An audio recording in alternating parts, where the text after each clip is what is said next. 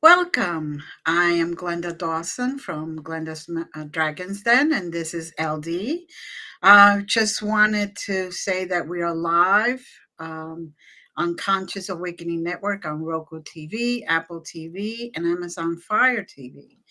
And of course, other streaming platforms like Spotify and YouTube and Facebook. Welcome today. It's a beautiful day out here. As always, even if it's raining or snowing, it's still a beautiful day. Nature always gives us beauty no matter what we are looking at. And we'd get bored if it was sunny all the time. Yes, That's our yes. nature. Very true. We'll get bored no matter what, too much of.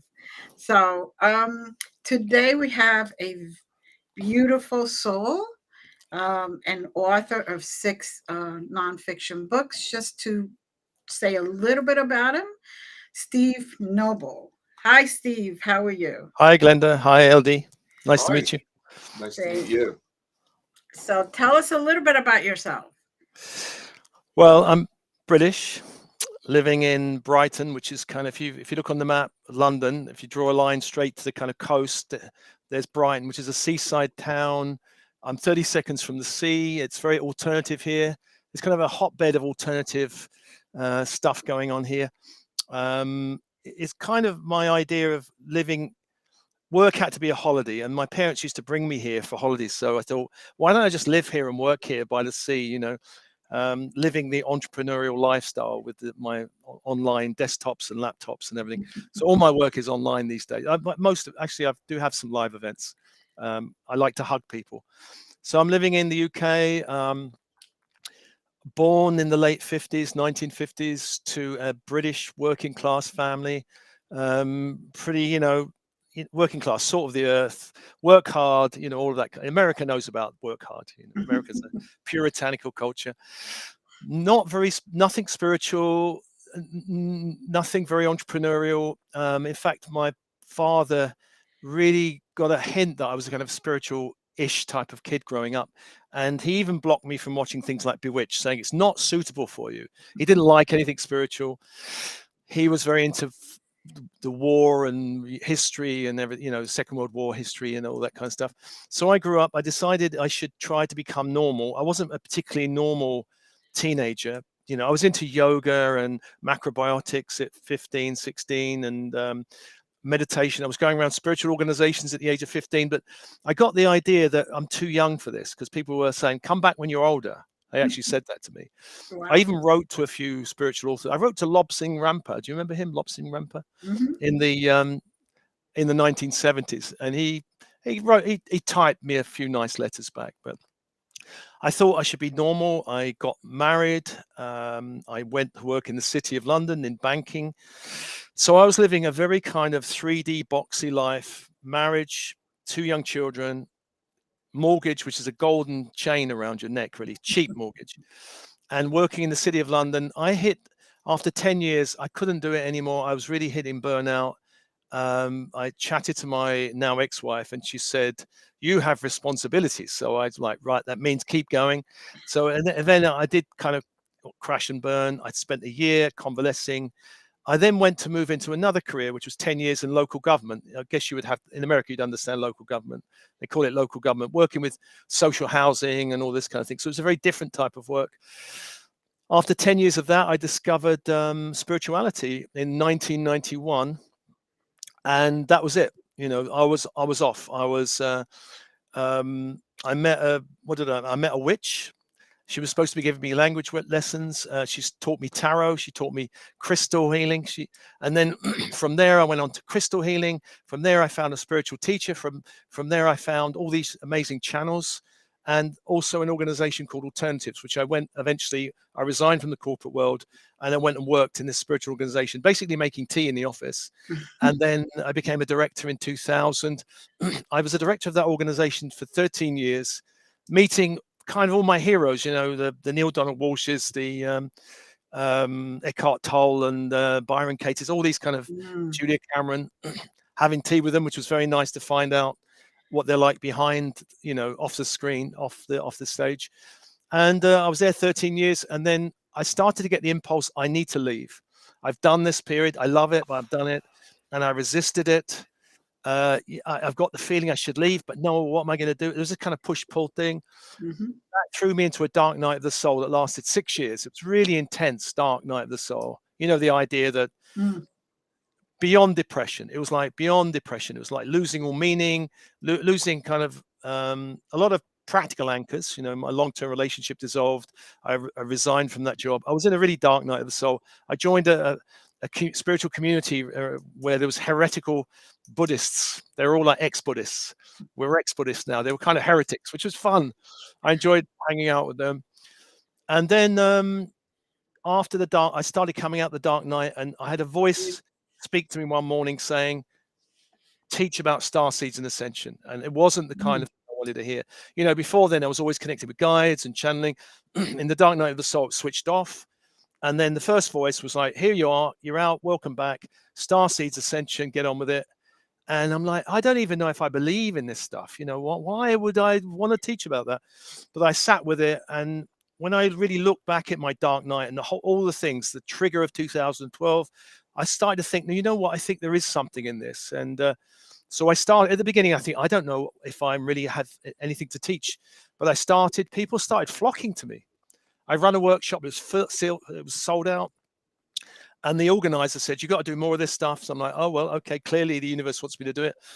7 years later now, I think I've got more idea about what's going on with the ascension process and starseeds and all of the kind of way out stuff I was privately into. But even working in a spiritual organization, I was too way out even for them. So I kept it very private. But now I can be as weird as I like because, you know, my old business is, let's just move the camera, there we are. The Soul Matrix business is about starseeds and being totally out there. So I can be authentic and don't have to hide any part of me anymore now. So isn't that wonderful when you could be that free? Yeah, I think so. Nothing green lights you like the universe. Yeah, I'm kind of taking my instructions now from the universe. I'm getting all kinds of well, I did all kinds of training and connected with the higher self, guides, angels, and all this kind of thing. And I love the idea of following signs. There's always signs and synchronicities. So now I'm just following the signs. I'm following my intuition. And by and large, it seems to be working very, very well. You know, I might sit in a cafe and get an idea plop in. And I'm like, oh, wow, that's a good idea. How am I going to make that work? And really, by the time I get there, I'll know how to make it work. So I might have an idea for a webinar. I'll put it up, knowing that in 3 months' time when it runs, I'll have all the answers, you know, like the Matrix, it'll just drop in, you know. I know how to do Kung Fu type of thing, you know, like Neo or something. And it seems to work. So I just trust the universe now. I think trusting the universe is part of the process because in the beginnings, we'd love to trust it. We were testing it out. Right. But after a while, you go, okay, I get it. The universe has my back. I can trust. I can distinguish my ego mind from messages from higher self and universe. That's a big one for a lot of people because their ego can start mimicking and they get distracted in all kinds of weird ways. And I've seen a few people come to, you know, dead ends with following ego voices rather than their higher self or their true intuition, really. To synchronicity, there's actually a Brighton beach in New York City on the southern shore of the borough of Brooklyn. And a lot of alternative people flock there. So I find that interesting. You mentioned that a voice spoke to you and said starseeds. How do you identify that voice? Can you give me some idea of, in retrospect, what you think that was? Yeah, I think part of the work for me and for a lot of people is recognizing the kind of voices we have in our head. Because we all have different voices, you know, we may have internalized our mother, our father, our, you know, university professor, or all of these people. They're all kind of in the mix of our psyche. And when we start to awaken, the idea is we start beginning to upgrade those voices so that those voices don't have the same power over us. You know, voices like the inner critic. You're not smart enough. Who do you think you are? You know, those kind of voices. You're too fat. You're not smart enough. You're not good looking enough. All of those kind of voices. Or all the judgmental voices, all of this. But then we start to learn to distinguish the voices of guides and higher self, which has a very different feel to it. It has a feel of, they're not voices that are making us feel anxious or fearful They're not voices that are telling us what to do. I mean, I say the voice said, Starseeds Ascension, get on with it. It wasn't kind of like that. It was more gentle than that. It was more like, okay, now is your time to do this. It was a kind of invitation, and not one that I wanted. But the voice of the higher self and guides are gentler, soothing. They feel more expansive. They feel, oh yeah, even if it feels slightly scary, there's a kind of, yeah, I kind of know that that's where I need to go. Whereas the ego is more like fearful, anxiety, or forceful, or pushing. So this voice was not one of those. And because that voice of guides and higher self I was used to before the dark night was switched off, the moment it came back, it was like, hallelujah, I'm being spoken to again. The universe hasn't forgotten me. But 6 years, it kind of switched off. So it was really difficult. So I was really glad the voice was there, but I was hoping for more of a gentler message rather than, okay, now you're going to talk about starseeds. And I mean, I'd heard about starseeds and ascension and these kind of things, but I wasn't totally, on board with it. I wasn't totally on board with 2012 end of the mind calendar. I thought, well, maybe, I don't know. But after my dark night, and after the voice came and said, do it, I kind of learned to trust, well, if I'm being, guided to do it, I'll just say yes to it. Say yes to the higher self. And so that voice was not my voice. It wasn't a voice that I would recognize in my head.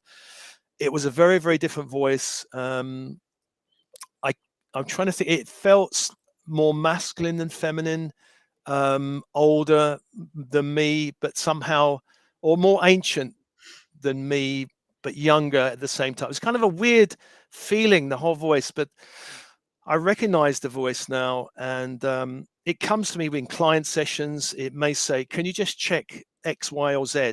And I kind of, when I get that, I go, right, okay, I'm going to check it.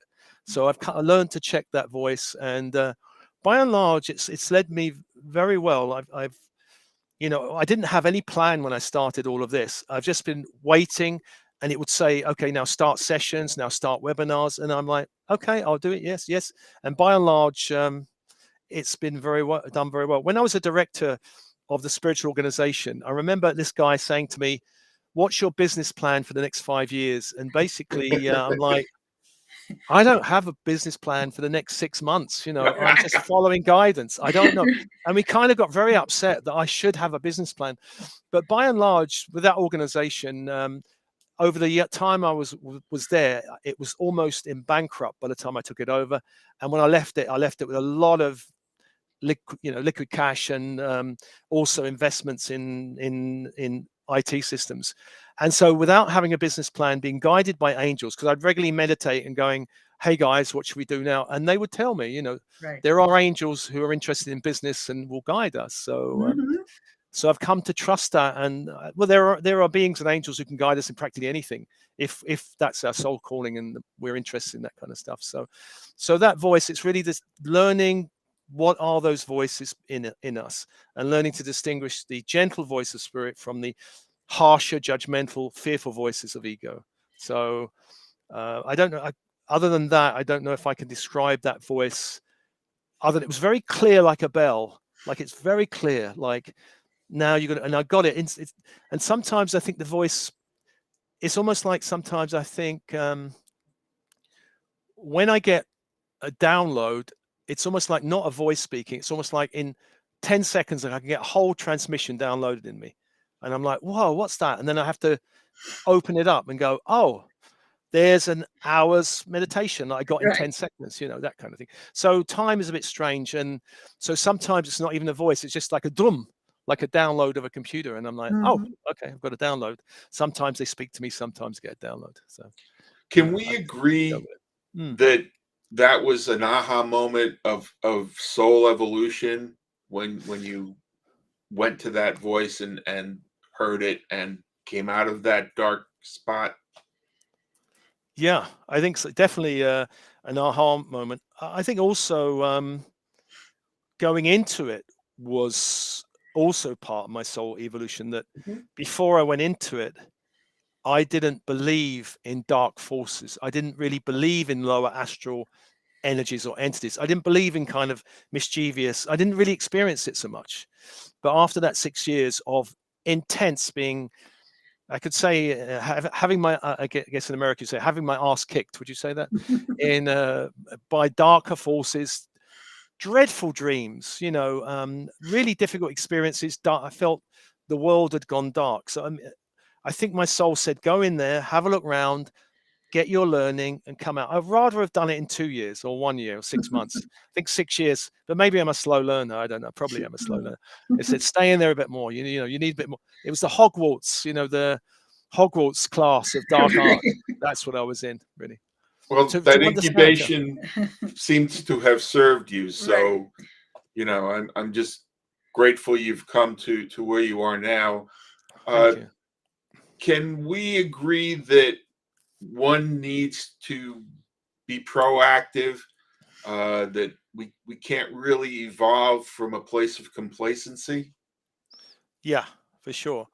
And the I think, reason I yeah, ask is because in the work that I know of you, that I've seen, I marvel at the intensity of the assignments you give and the depth of the assignments you give. And it seems to me that they're so compelling and immersive that one cannot help but evolve if they do the work. And that's why we're here, is to do the work and evolve. Agreed? yeah, for sure. Well, my principle of all of this work is when I get the download, I have to run it through my own body and my own energy field. And if it's not complete, I'll say to them something missing or something not working, and then it has to keep. I kind of rerun it, and then click, it works. Okay, perfect. So then I can put it out, and because it works in my field, I think it's going to work in a lot of people's fields. Not everyone, not everyone's drawn to what I'm doing, but there's a lot of people going to get, and they feel the intensity of it because I am doing it ahead of putting it out there. I'm not just kind of, so for example, I just put up one called Temple of Isis. Mm-hmm. And Temple of Isis has been with me for about 2 to 3 months. And it's been in my system, and it was just, working through and getting clearer. What is this about? Why are we going there? What's the point of it? And then it clicked, and I put it out. So I put it out the other day, and then it's had 9,000 plays in 2 days. And people are generally feeling the intensity of it because I've felt the intensity of it. And I can go, yeah, this is intense. I can let it go, rather than this is sweet. Hey, let's tune into some unicorns and have a nice rainbow bridge. I'm not interested in that. I'm interested that every transmission has to have a point to it. And the point has to be really, really clear. And it can't be vague. But with your point of proactive versus complacent, I would say I'm very proactive. People say, don't you ever sleep? How are you doing this stuff? I don't know. My partner's going, how are you doing? She's just like, I need to go and have tea. I'm just out. But I'm full on in it. But I think there is this being and doing process, which is growth. There's a process of who are we being, which is important. We're not just doing, because the world is about doing, isn't it? We're going to find who are we being, what's our kind of core vibration, core essence, core energy, and from there, then we can do stuff. So it's a bit like a staircase. We're being, and then we're doing, and then we're finding a new place of being, and then doing, and then and it keeps going like that, I think. So the idea of being and doing. So when I'm running workshops, live in-person events, I don't meditate with people all day long. I give a couple of meditations, and then we're doing stuff. We're processing, we're moving, because I think there's a great thing of growing through lots of poetry, dance, processing, creative stuff. There's all kinds of things we can do, and it all can help people grow. So on my YouTube channel, it's mostly meditations, but in live workshops and webinars, it's not just that. I do a whole combination of stuff, which way we can bring in the kind of coachy, kind of spiritual coachy stuff. So yeah. You had mentioned that you were working for a while with some monks that were rebellious against their teachings. Yeah. Do you experience the societal counterculture as being one to try and forward codependency in a way of manipulating and controlling the masses? and getting them to be more subjective as opposed to objective. Do you mean that are there spiritual groups and teachers out there that are doing that kind of manipulative stuff? And do Not you mean that? spiritual, the opposite of spiritual. Oh, you Those mean that are trying to keep society from evolving. oh, I see. Yeah, definitely, definitely. Yeah, I think the dark night of the soul taught me that there are okay, well, I call them dark forces. People might call them anti-light forces or anti-evolutionary forces. Some people call them cabal or deep state, or there's all these kind of terms for them. But I would say there are forces on the earth, and many teachers have spoken about this. There are forces on the earth plane, and you guys in America are witnessing probably full frontal, really. I know, because you guys, I know you don't do politics, but you know the political arena, particularly, you can see like, hey, they're not all love and light. You know, I think the whole Trump Biden thing and all of that is showing a kind of deep split, particularly in America, but not only in America. So there are forces out there to manipulate on the outer planes through media. Media is highly controlled. Yes. You know, I mean, I would say that the recent experience of global lockdown has shown how deep that control over the media is, and also control over other, in like the pharmaceutical, the medical, all of these things are highly controlled, more controlled than we may have realized. So but on the inner planes, there are groups who are also trying to block soul's evolution. There are lower astral forces. There are, I would say that there are satanic forces in the world. Some people might not call it that, but I would say particularly deep state in America, not only America, probably also Britain, of course, are connected to what I would call satanic practices that are locking them into darker energies. We could call them fallen angels. We can call them different things, but there are such energies as fallen angels, and people can align with them. And there are, you know, those forces have enabled people to have power and wealth and certain level of success for a long, long time. But that's changing now. The light is changing on the planet, and so whereas 300 years ago, or even 50 years ago, no, maybe not 50 years, I might be burnt as a witch. Somebody's seeing what I'm saying, they'd burn me, you know. And I know I've had that experience in some other lifetime, but in this lifetime, they're not able to stop it. Religion has been hacked into by dark forces. All the religions, Buddhism has been hacked into. Christianity, definitely. You can see just by the fruits of Christianity what's been going on, all the wars and all of the stuff that's gone on. And Islam has been hacked into. All of them have been hacked into.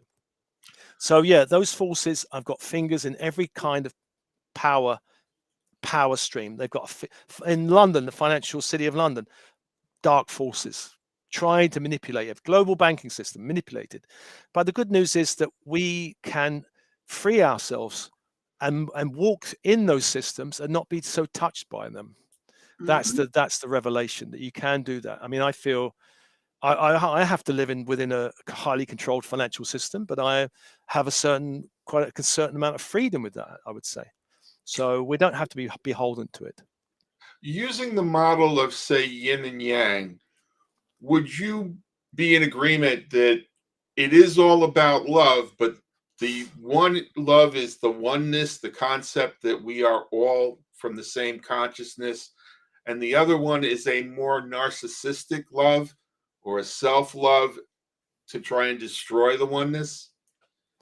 Yeah, I think there is, you know, at a higher level, higher dimension of consciousness, we're not at that level we're not existing in that dimension. In this dimension, there's polarity.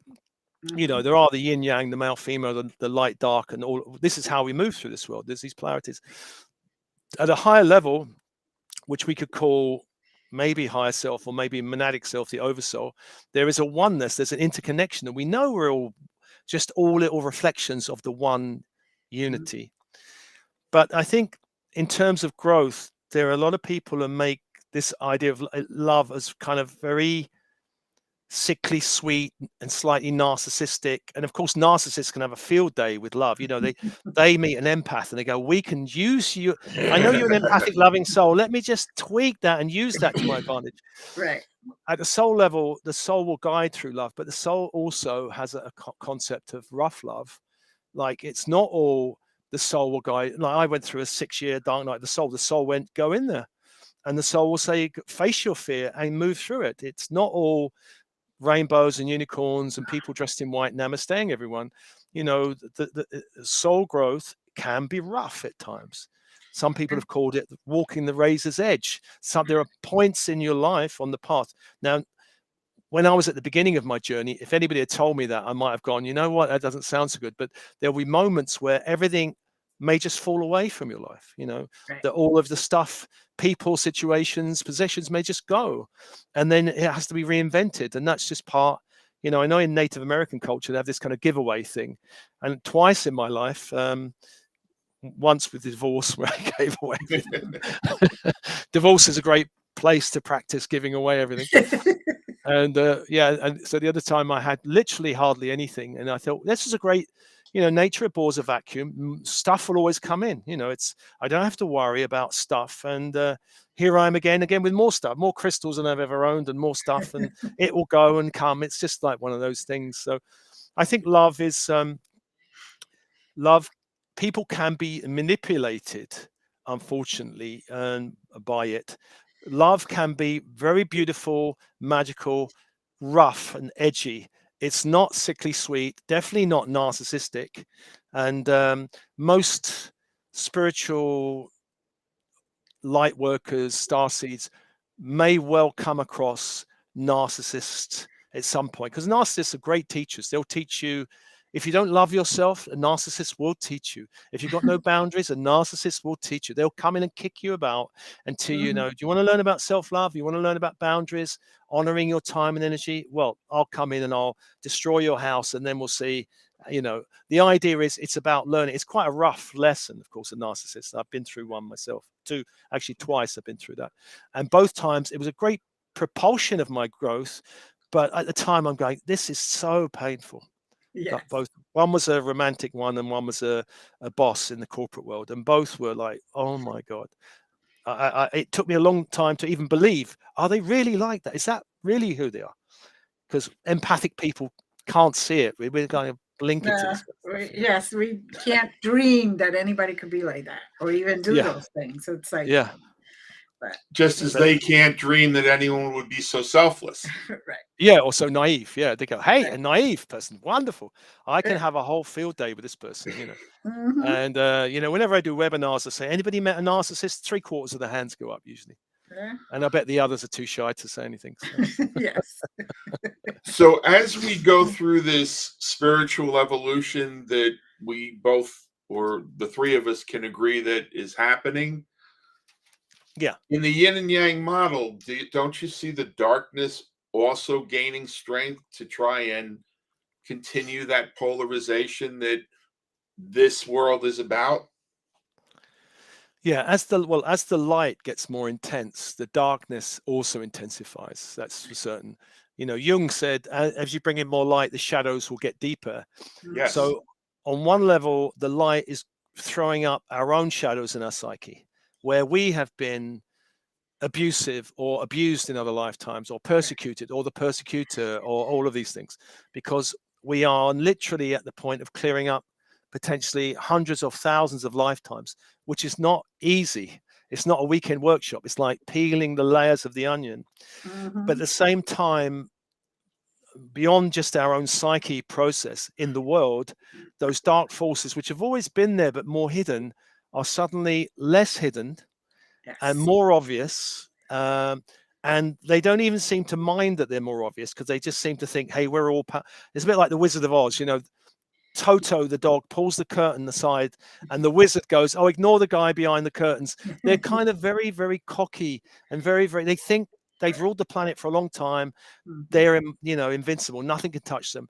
But, you know, some of them are waking up to the fact that, hey, the world is changing and we need to block this evolution, block this ascension, block starseeds, which is why a lot of spiritual people are getting an increase in psychic attack over the last certainly 10 years. It's increased quite a lot. I've experienced in my own life, psychic attack has amped up to a very high level that I have to, myself and my partner, do daily protection, morning and evening, and even throughout the day, I have to do stuff because it's very strong at the moment. So especially if anyone has got a kind of profile, those forces are going for them. They are trying to bring, Mhm. they're trying to bring me down, and I feel the tap on the kind of auric shield Hey, quite a hello. bit. Yeah, there are a lot, and I'm like, you know what? I know you're there, and you're not getting in. But one way they can get in, which it's a bit like the film The Matrix, where Agent Smith can move through unawakened people. So one way that they can move is not a direct attack. It's coming through someone in the family or a partner. That can happen. Mhm. And Mhm. suddenly, why are they behaving so crazily? Because they are being affected by dark forces. And so that is something that starseeds are not always aware of, that the unawakened around them can be affected as a means of getting at them, especially if they've got a profile, because they want to Mhm. bring you down. And Mhm. as the mental health advocate in this country, trying to expound on that and explain that was one of my biggest challenges, because the whole system is profit driven, as Yeah, is medical systems in this country. And it was very difficult to try and say, well, I understand we're profit driven, but we depend, this is our product. We depend on these consumers to justify us. So let's try and serve them a little better. yeah. Where do you feel we are as far as end game? What do you see unfolding going ahead? Well, I'll just mention about mental health first, is that I Please. think the majority of my clients that I see have some form of entity attachment or energy attachment, the Mhm. majority. Mhm. And some of those attachments are very easy to release. Some of them are a little bit difficult, and some of them are a real issue to get rid of. I would say, I'm sure there's a place for drugs. I'm sure maybe it gives. I'm not qualified to talk about drugs really. I do know that drugs dampen the energy system, can do kinds of things. So I don't see clients who are on psychoactive drugs or antipsychotic drugs, because I think I can't really work energetically with people on those things. They can't be both done at the same time. So if someone's on antipsychotic drugs, Hello. can you hear me? Oh, I just froze there. We, Is it all right? we We froze. We yeah. Yeah, we froze. Hold There's So on. a you were blip saying you can't work with people. on antipsychotic drugs. If they come off of them, there's a period of grace. Then I can, because one thing I found in people's energy field, apart from attachments, Mhm. is something called openings in their energy field, or portals. And portals are opening in the energy field, which is where their energy gets leaked, but also things can come in. A Mhm. bit like having a house with an open door that they don't know about. Those doors can let in entities. Those doors are open through certain leisure drugs like heroin, crack, Mhm. even weed can open those kind of doors. Alcohol, pornography, black magic, or any deep trauma, like if they've been involved in violence, can also open portals. Those portals can be closed, but if there's drugs, that kind of interferes with the closing process. So that's one element of it. Where I think we are now. So with the mental health institutions, is if you've got a lot of people in a mental health institution, you've got all the physical bodies there, but you've also got lots of entities there, Mhm. lots of entities. So you're dealing with lots of, and those entities can kind of cross over and start talking. Hey, we've got, there's my mate over there who's passed over like 20 years ago or something. So there's all of that. So I don't know how healthy it is to put people in highly concentrated units where all their entities are there and they are there and they're also being treated like broken people. I mean, I'm sure for their own safety there may be something to keep people safe for a while, but so so the whole evolution of the planet, I would say, is light is getting more intense, darkness is struggling to fight that light, and it's a bit like a wounded animal, very dangerous, Mhm. but wounded and cornered. And they're kind of like that. I see it. Don't get too near those forces. Mhm. Don't fight them. I advise people not to fight dark forces. Go beyond them. The light will banish them, but just don't get involved in fighting these forces. I see that things are getting quite intense, which is why we've had things like the political scene in America has been very volatile because of the light coming in. Mhm. The global lockdown happened because of the light coming in. I think that thing was released deliberately, is my own personal Mhm. And mine. belief. And I think the whole agenda of toxic chemicals in the body is part of why it was released. Mhm. And I don't think that that agenda is just for money. I think there's another agenda beyond just for money. There's a bigger agenda, which I don't think I should go into. But I think so. As the light increases, the dark forces are getting more and more intense and trying to block. You know, they're trying to push out a digital ID, global digital ID, all of this kind of stuff. It's pushing a global tyranny. Yes. This is the agenda of dark forces, global tyranny, which is banking forces, health, everything will be controlled. But on the light side, there's going, no, we want more freedom, more light. We don't want that. So this is tussle at the moment. And eventually this planet is heading for a 5D higher vibration. But we've got to clear out all of these dark forces. And the thing is that their agendas are becoming so obvious. The moment they try something, millions of people are going on Twitter. Twitter now is particularly like vocal, aren't they? Going, we know what you're up to. You're not going to try it on. You know, what are you going to do next? An alien invasion? Is that the next thing? And there's all this kind of stuff. But people are kind of waking up to all of the agendas of the dark forces. So while people are asleep, of course, they're controllable. But the moment they wake up and just to have an average, a sort of idea around what they're up to.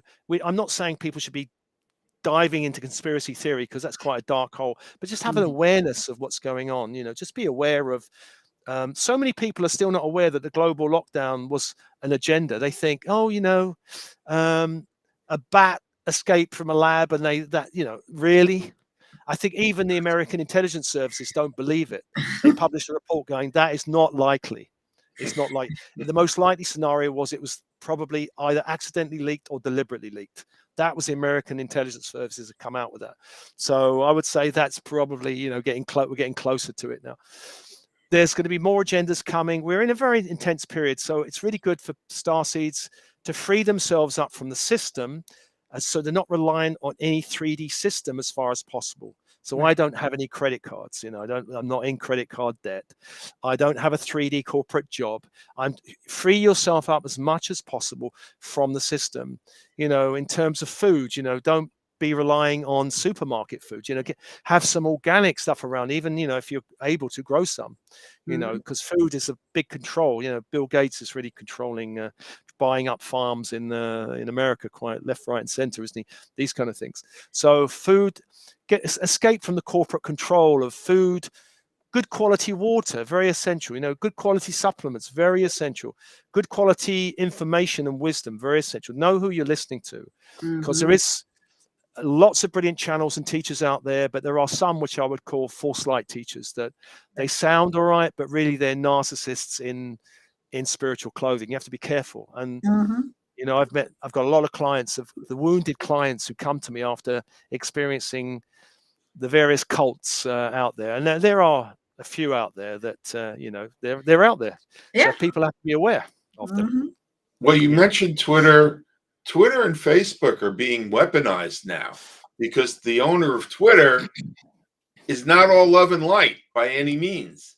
yeah, And the people controlling Facebook, not all love and light. Mhm. So, yeah, you know, I'm looking at Twitter in particular with a very cautious eye, particularly given how they're backtracking measures that were taken to try and quell some of the most negative that it was giving a platform to. yeah. So, it's not an easy course to navigate. And 35 years ago, I was actually able to have my first client totally taken off meds, psychotropic meds, which the client had been on for 30 years prior, not to mention electroconvulsive therapy. All right. And then to, bring back the minimal amount of medication possible if at all deemed necessary.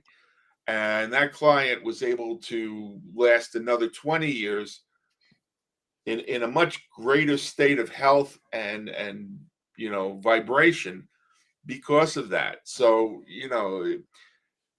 that's a very difficult thing to sell, and it's not something that a lot of people can convince mental health practitioners to do, but it's imperative, in my opinion, to help those people rise. Because getting to 5D, you have to really be as pure as you can possibly be in what you bring into your system so that that vibrational level can get there.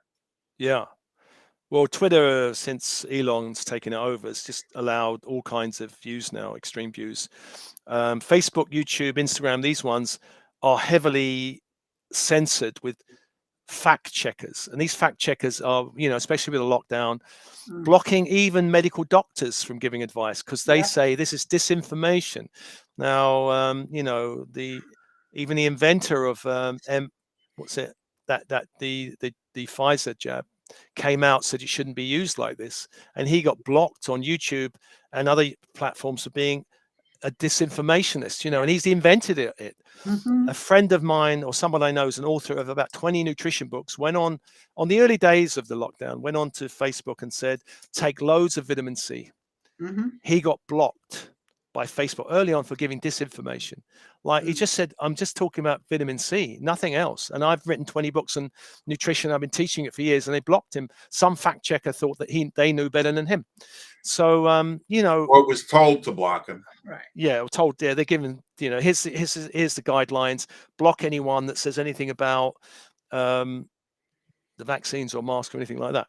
So, and there's no recourse. There's no recourse if someone censors you on Facebook or someone decides that they don't want that message out, and that's extremely dangerous in my opinion.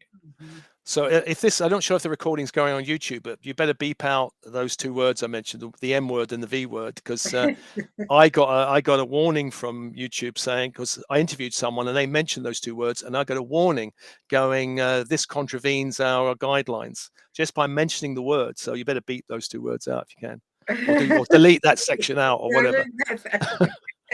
Well, yeah, so we can see the censorship. Truth to be self-evident. So if that in fact happens, there are we're fortunate to be on a lot of different platforms. So Roku, there's no, you could say anything and at this moment, right. Yeah, cool. It's all in flux. But if that happens, then we can then point to that and say, well, here's proof. And sometimes you have to let the light shine so that the vampires, not to insult any vampires in particular, but the conceptualization of the light hits them and they go away. Yeah.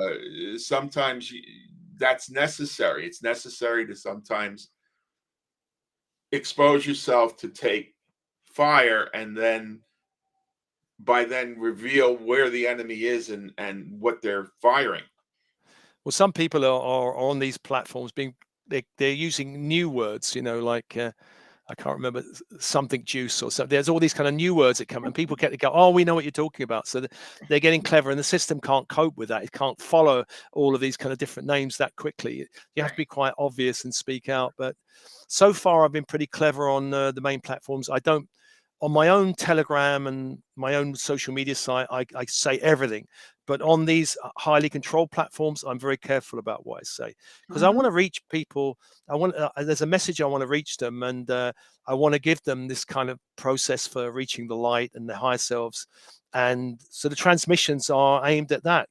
Right. And a lot of the messages come back is, thank you, you've been my guiding light for so many years. And so that's really nice to be a light for those people who feel a bit alone or isolated.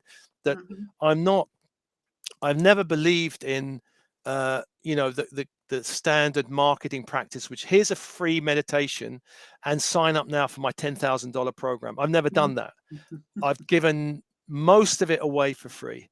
And I just said to the universe, I'll give it away, and I just want to pay my rent, And so far, it's been fine. I've been all right with that.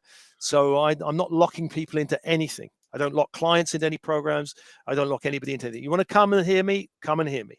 Otherwise, I'm not. I know people want to make their money, but it's not something I particularly agree with, or something I want to do about locking people into expensive programs. Well, do you agree that we're here to exert free will with the consequence of that exertion and learn from that?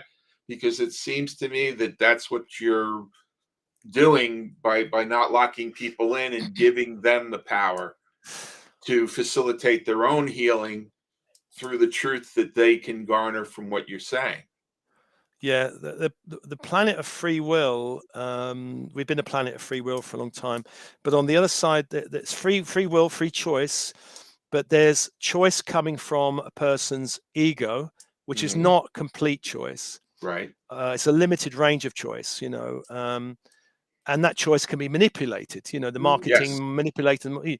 We can help you get this dream. We can help you neutralize this fear. And that free will is manipulative. People can manipulate it, but a free will which is connected to a higher intelligence cannot be manipulated. So, and that free will is linked to intuition, which is like, well, how am I feeling? I want to go. Where's in alignment? Where's the highest path for me? It's not the conscious mind alone going, I don't know which way to go. I'm so confused.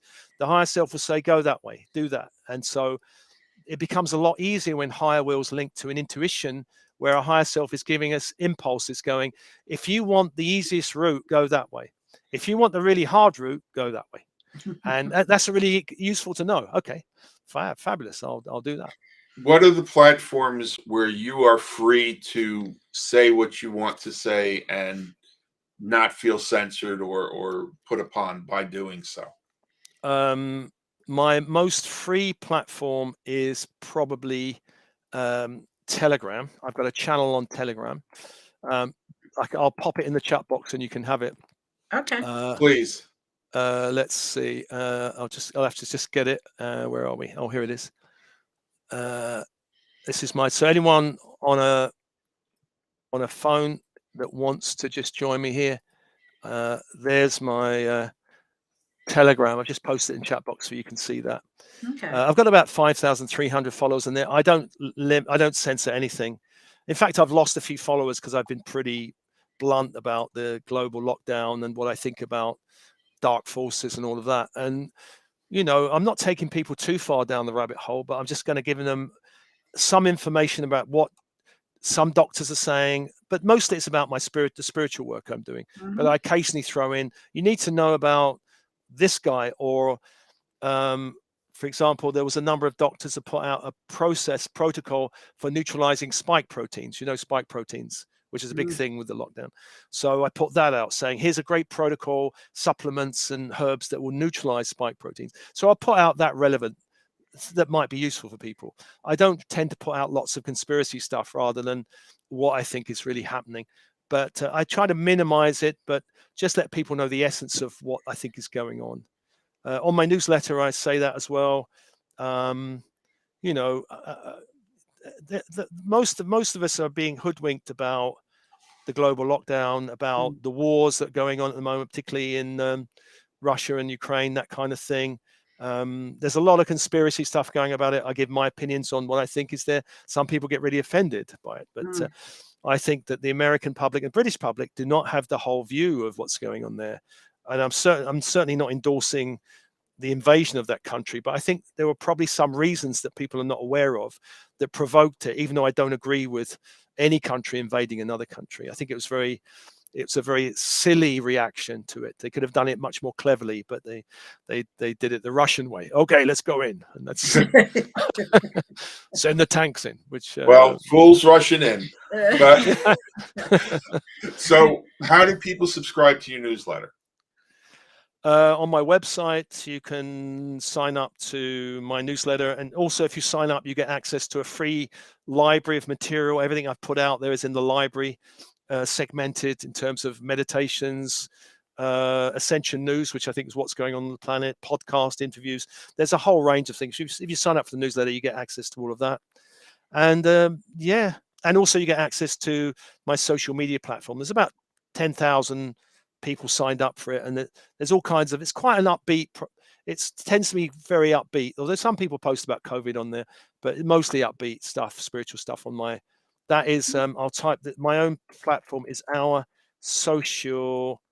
Hold on, I'll just type that. Socialmatrix.com. That's my own personal I created because I got so fed up with fact checkers, and I got fed up with them blocking things. So I thought I'm going to be Big Brother. So I'm Big Brother now. I'm Stevie Zuckerberg. But I've actually very nice. I've never blocked anyone. I've had to tap a few people, say, can you tone it down a little bit? But that's about as far as I've got. Well, we welcome that, Yes. and we look forward to being a part of that going forward. What is it Right. you wish people would know that they may not know to ask or learn? Well, that there are many unseen friends in spirit working and helping them. The more awake they are, the more switched on they are, the more that those beings can help them. It's always good to ask for help, because again, with free will, they won't interfere. They won't automatically come in and help. You have to say, can you help me neutralize this? Can you help me choose the best that? You ask them and they will help. They'll give you, or can you show me the way towards X, and they'll do it. But if you don't ask, they won't do it. And certainly in England, we're like, oh, but I don't like to bother them. Don't like to bother them too much. They want to be bothered. Just go on and ask them. I remember speaking to an African shaman once. He said, don't just ask politely. Say, I want. He said, put out an energy. Tell them, be more vocal. Right. And I'm like, oh yeah, maybe I'm being very British. I should be more African, more. Hey guys, you guys, help me. I need help. He's like that, really, very very animated. The other thing that I want people to know is that for thousands of years on the planet, the belief has been, and the experience has been, that dark forces and darkness has been stronger than the light. That's been the overall experience. If you came out with a light message, you would get burnt alive or thrown in prison or excommunicated. Now that's all Few changed. times. Yeah, we've gone through that. The light is stronger than the dark now, but the belief system is still there, which is holding people back from shining their light, because they're afraid if they shine too brightly, the dark forces will come after them. Right. And they may come after you, but you've got more than enough tools to neutralize it. They can't stop you. I mean, they use fear and manipulation. That's the biggest thing they've got. But once you see through their nonsense, they have no more power over you. So and they may tap on your shoulder here and there, but hey, they can't. Don't let them get through. The light is stronger than the dark now. That's the big change happening in the last 20 years. The whole 2012 shift was light suddenly started to get stronger, and every year the light is getting stronger and stronger and stronger, until there'll be a point where dark forces can't even exist. They won't be able to be tolerated vibrationally. But we're a few decades away from that yet. Right. But you see us getting there. Oh yeah, we're in the worst period now of the most intense light, intense darkness. But give it, I don't know, maybe another 10 years, give it, you'll see the darkness will fall away.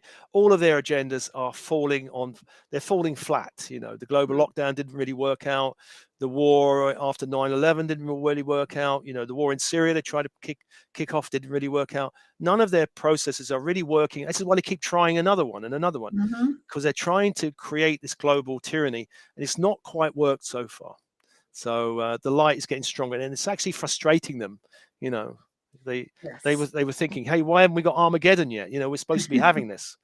But can you understand that people who follow this Luciferian religion, these dark cabal, actually want that? They want destruction. They want it. It's a mindset that we can't comprehend, really. But they're not quite getting it, which is too bad for them.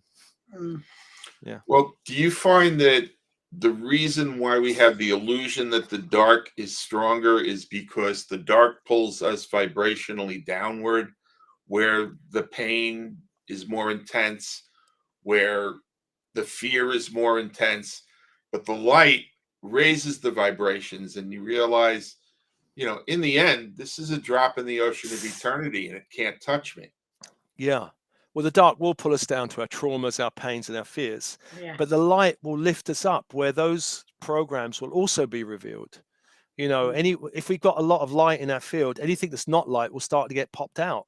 So it's a much better way to embrace more light. And then you will face the layers of guilt or shame or whatever will come out, but you will have light to kind of transform that, rather than the dark will pull you down and will try to amplify those programs, keep you stuck in a treadmill of them, which is, I think, which is why we should just turn. I stopped reading mostly mainstream news. I don't really read it. I don't really listen to people. Of course, we have empathy with people in pain, but There are a lot of people who just want to share their sad stories and then tuck them away and share them again with a new audience. They're not really want to transform them. Right. They just want to get pity and, you know, poor me, poor me, poor me. And, you know, I'm not really so interested in those people. You know, bless you, go, and I hope you find the light, but I'm not here to help you. You're not really interested in healing. You're interested in, you know, going spreading misery. And there are people who wanted to spread the misery around, and, you know, Yeah. because that, and actually vibrationally, if you're in a group of people, one person starts to get happy and the other people in the group are not happy, they will try to pull you down because Yes. they don't like that. You know, if there's one person in a group that gives up drinking, the others are drinkers, they will not like that. No. You have to leave the group because those people will not feel, they'll feel you're not part of us anymore. You know, you're not complaining, you're not drinking, you're not taking drugs. So the moment you increase your light, you probably will start changing your relationships, and the groups and the people you hang out with will change. You know, that will happen for sure. Would it be fair to say that the illusion of being alone is an indication that you really have begun to hit bottom, and that you must come to that understanding that we're never alone, that those beings, guides, angels that are here to help us are always there, even in our darkest moments, but you have to access them. You have to take your power and choose to access them. Yeah. Well, there's a difference, I think, between loneliness and being alone, because you can be alone and have the whole universe with you. Okay, I'm alone. I'm not really connected with people, but I feel the universe. I feel all these connections. I feel nature. I feel. But loneliness is the idea the ego says, nobody cares about me. Nobody wants me. I'm rejected. I'm about. It's kind of more of an ego trap, which then, you know, there's no angels out there. There's nothing out there. There's just miserable me. So loneliness can be a trap, but it also cuts us off from the very help we want. But really, what we need to do is kind of transform, especially things like self-pity, which is a great ego trap. I'm so sorry for, look how much I'm suffering. Doing that cuts off the help that we want, actually, because we're just commiserating, crying in our own soup, really, where what we need is to start looking outside, at connecting outside. Lonely, like a loneliness is I'm insular, I'm in my own system, I'm feeling sorry for myself. Aloneness can still be a very outward. I'm alone, but I'm connecting with trees, I'm connecting with energies. I'm, you know, and most spiritual people have periods of alone. You know, they go off in the desert, they go off in the mountains, they're alone. Right. They need to be alone to cut off all the chatter from the, you know, the human collective. So alone can be great. Periods of being alone, great. But loneliness, especially dwelling on self-pity or where I've been hurt or harmed and other people that I love, all of these things, we have to kind of find ways of neutralizing that. Even if it's listening to affirmation tracks or reading an uplifting book, we have to kind of get out of that trap and go, you know what? This is just my mind telling me that, you know, the world doesn't love me or no one, all of this stuff. Get out of yourself and look around. You'll see there's so many solutions, so much information, like what you guys are doing, this podcast. You know, people who may be feeling very lonely and listen to you go, hey, maybe there is hope, which is great. You know, if you're really stuck in that, you want a bit of hope, and then the hope can lead you off into another direction. Exactly. Follow the light of hope. Don't stay stuck in hopelessness. No. You know, we're almost out of time. Can you give us a final thought, if you like? Well, for me, I think keeping my vibration high is a daily practice. And I would say anybody, whatever your challenge is, whatever it's going on, you have to find ways of keeping your energy high. Stroking a cat, admiring flowers, watching a sunset, seeing people smile, going to a beautiful tea shop. There are simple ways of raising vibration. Do not hang out in places where you feel your vibration comes down. There are also practices like if you've been lonely in a room for a long time, your room may be filled with the vibration of lonely, you know, like loneliness. It's vibrating. You need to kind of clear it, sage it, open the windows, let in some fresh air, change the vibration. Everything in the universe is vibration. You know, the way we feel is a vibration. We can change that vibration. There is nothing fixed. Vibration and energy is fluid. Life is fluid. Situations can change very quickly. very, very quickly, actually. But we have to focus on what brings our energy up and let go of what brings our energy down. That's people, situation, places. If it brings your energy down, one thing I encourage people to do, for example, look around your home, all the objects. If something brings your energy up, fabulous. If it's neutral, okay. If it brings your energy down, get rid of it. Mhm. Even if you're someone close to you gave it to you, get rid of it. You don't want to have any object around you that brings your energy down. Only bring your energy up.